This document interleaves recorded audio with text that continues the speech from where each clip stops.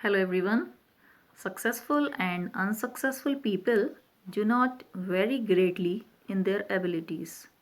They vary in their desire to reach their potential. With this great thought, I'm here to deliver a lecture on socialism in Europe and the Russian Revolution. So today, I will give you the introduction of the chapter and shall discuss about the three groups: liberal, radicals and conservatives. So here we go.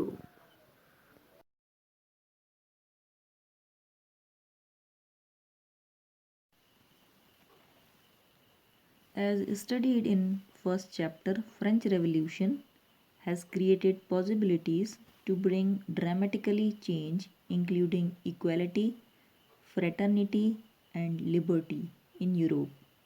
However, not everyone was in favor of this change of society.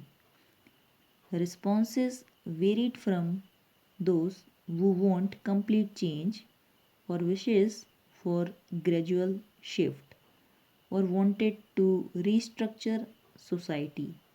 These variations give rise to liberals, radicals, and conservatives. So, today we will come to know about liberals, conservatives, and radicals.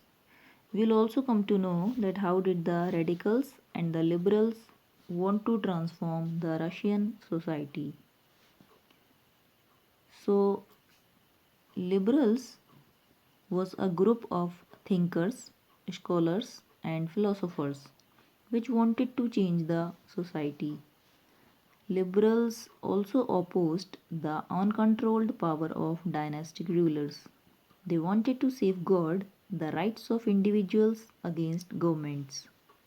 They argued for a representative elected parliamentary government subject to laws interpreted by a well trained judiciary that was independent of rulers and officials. However, they were not Democrats. They did not believe in universal adult franchise, that is, the right of every citizen to vote.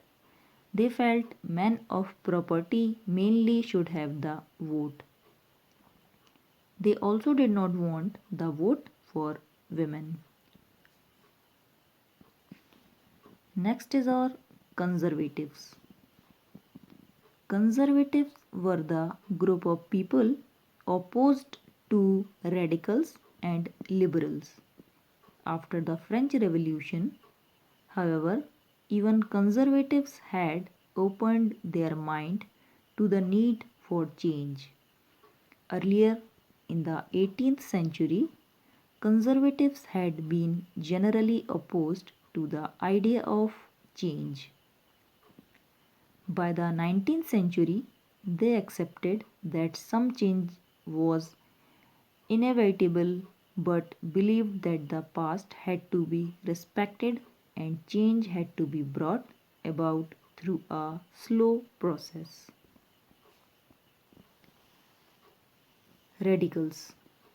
Radicals wanted a nation in which government was based on the majority of a country's population. Many supported women's suffragette movements. Unlike liberals, they opposed the privileges of great landowners and wealthy factory owners. They were not against the existence of private property but disliked concentration of property in the hands of a few. So, now the question is, how did the radicals and the liberals want to transform the Russian society?